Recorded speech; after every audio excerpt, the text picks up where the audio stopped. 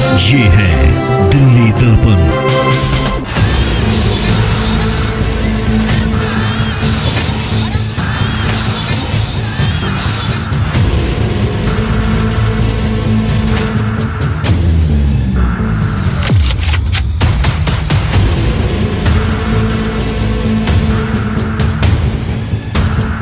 नमस्कार, मैं हूं राजेंद्र स्वामी। आप देख रहे हैं दिल्ली दर्पण टीवी।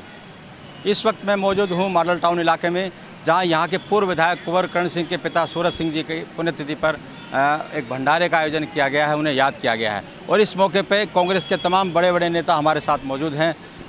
इस पर हम उनसे बात करते हैं। सर जयप्रकाश जी, सबसे पहले आपसे बात करते हैं। दिल्ली का जो माहौल है जहांगीरपुरी घटना के बाद, उसको कांग्रेस किस तरह से देख रही है, किस तरह से लोगों को समझा रही है कि माहौल ना बिगड़े? ये जो घटना का आपने जिक्र किया, आज वो नहीं है, लेकिन जिन लोगों के हाथ में आज एडमिनिस्ट्रेशन है, उनके दिल में रहम नहीं है। वो हमेशा हर चीज़ को हिंदू मुसलमान के तौर पर सोचते हैं। जो भी हिंदुस्तान में रहता है उसे बसाना हमारी जिम्मेदारी है, मारना नहीं। जो सरकार चलाते हैं उनकी जिम्मेदारी होती है। हम थे तो हमने बसाया लोगों को। 2029 कॉलोनीज थी जिनको कांग्रेस ने रेगुलाइज किया। तो लोगों को बसाओ, रोज़गार दो, रोटी दो, तब जिंदा रहेंगे। मारना तो बहुत आसान काम है। तो जो रास्ता इन्होंने चुना, मुझसे सहमत नहीं। दिल्ली सरकार लगातार दावे कर रही है, स्कूल अस्पताल अच्छे कर दिए, सब कुछ अच्छा कर दिए, लेकिन माहौल अच्छा नहीं हो रहा है दिल्ली का। इसके लिए जिम्मेदार किसे मानते हैं? तो जहाँ हमने छोड़ा था, आज भी दिल्ली उससे बहुत ख़राब हालत में चली गई। ना सेंट्रल गवर्नमेंट कोई काम कर रही है, ना स्टेट गवर्नमेंट कोई काम कर रही है। झूठे नारे देना, बातें बनाना, मुझे नहीं लगता वहाँ से दिल्ली को 1 इंच भी आगे ले गए हों। तो माहौल तो ख़राब है। किसको जिम्मेदार मानते हैं? जैसे जहांगीरपुरी घटना को वो कह रहे हैं कि जी दोनों पार्टियाँ, बीजेपी भी और आप पार्टी भी। मुख्यमंत्री है, कहाँ है मुख्यमंत्री? आवाज़ ही नहीं आती उनकी। ये तो बात की बात हो गई, पार्टीबाजी। तो उस समय कुछ कह रहे हैं कि मस्जिद से पत्थर बरसाए गए, पेट्रोल बम बरसाए गए। वो कह रहे हैं कि नहीं जी, वहाँ जा कर के हुड़दंग मचाया, जय श्री राम के नारे लगाए, कुछ अपशब्द उन्होंने कहे। क्या आपकी जानकारी में क्या कुछ आया? पुलिस का काम है, कोई भी अगर यात्रा निकलती है उसको परमिशन देना। उन्होंने परमिशन नहीं दी। और ये जो संस्था जिसने यात्रा निकाली, पुलिस के संरक्षण में यात्रा निकली। जब वो परमिशन नहीं देते तो हम भी कई बार डिमॉन्स्ट्रेशन करते हैं, तो वो हमें गिरफ्तार कर लेते हैं, हमें आगे नहीं जाने देते। ये पुलिस अपने संरक्षण में वो यात्रा निकलवा रही थी, जब आपको मालूम था वो सेंसिटिव। कैसे हो गया माहौल खराब? कौन जिम्मेदार? अगर पुलिस से संरक्षण में, पुलिस जिम्मेदार है ना। निश्चित ही आज पूरे देश में ही माहौल बहुत ख़राब है, और दिल्ली में निश्चित ही जो आज समय चल रहा है, उसकी जिम्मेदारी यदि किसी को कहना चाहें तो ये सोची समझी साजिश के तहत भारतीय जनता पार्टी या आम आदमी पार्टी, एक दूसरे के, एक ही सिक्के के दो पहलू हैं। जो भारतीय जनता पार्टी परस्यू करती है, उसी लाइन पर आम आदमी पार्टी आगे बढ़ती है। अभी बहुत रिसेंटली जहांगीरपुरी में जो भी कुछ हुआ, जिससे एक जो हमारा सौहार्दपूर्ण एक वातावरण था, उसको कहीं ना कहीं ठेस लगी है, उसमें कहीं ना कहीं आज आग लगी है। तो ये सिर्फ जहांगीरपुरी की बात नहीं, पूरे देश में आप देख रहे होंगे। तो इसी तरीके की कांग्रेस बड़ी पार्टी है, कांग्रेस बड़ी पार्टी है, उसकी जिम्मेदारी बनती है कि माहौल ठीक करने में वो भी अपनी भूमिका निभाए। क्या कर रही है? निश्चित ही हम सब ना सिर्फ वहाँ तक पहुँचे हैं, बल्कि पूरा नेतृत्व दिल्ली का वहाँ पहुँचा, लोगों से अपील की है, हमने उनसे संपर्क साधा है। दोनों समाज, ये कोई हिंदू और मुस्लिम को रंग दिया जा रहा है, आप समझते हैं।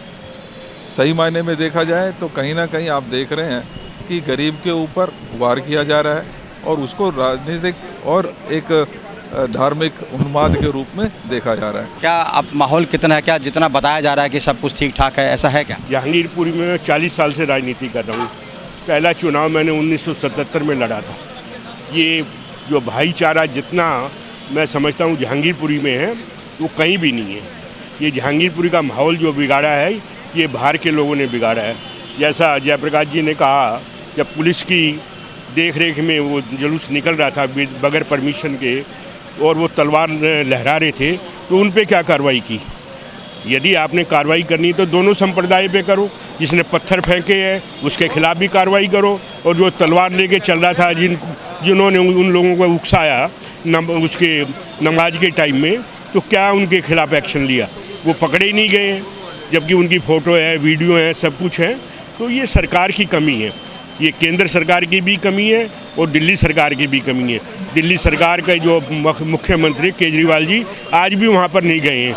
ये क्या वहाँ पर हो रहा है, तो मैं समझता हूँ कि ये दोनों के लिए वहाँ तमाम बताया जा रहा है कि बांग्लादेशी रह रहे हैं या बांग्लादेशी नहीं है, सब बंगाल के लोग हैं।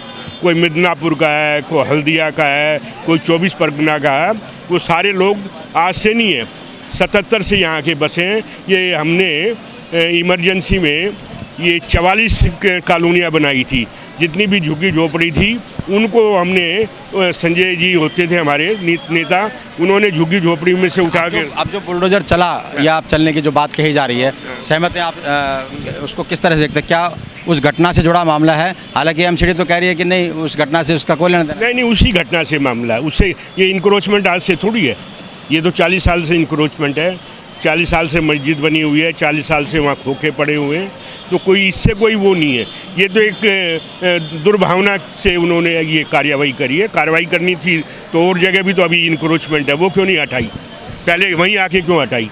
वो तो कह रहे हैं कि इसमें यहाँ पर हिंदुओं की भी दुकानें हैं, मुस्लिम को भी। बस तो फिर झगड़ा किस बात का? वहाँ गरीबों की दुकान है, ना हिंदुओं की ना मुसलमानों की। वो गरीब लोग हैं सारे, जो आके अपनी रोजी रोटी रोजाना कमा के ले जाते हैं, उनकी है वो। तो ये थे कांग्रेस के पूर्व बड़े नेता जो जहांगीरपुरी हिंसा को बीजेपी और आम आदमी पार्टी दोनों को बराबर जिम्मेदार मानते हैं। और साथ ही साथ उनका कहना था कि डेमोलिशन जो चला, बुलडोजर जो चला जहांगीरपुरी घटना के बाद, वो बिल्कुल दुर्भावना से प्रेरित कार्रवाई थी, जिसको बीजेपी के इशारे पर अमली जामा पहनाया गया। लेकिन कांग्रेस की जिम्मेदारी है कि देश में, दिल्ली में माहौल न बिगड़े और वो भी अपनी जिम्मेदारी निभाए। कैमरामैन लोकेश के साथ राजेंद्र स्वामी, दिल्ली दर्पण टीवी।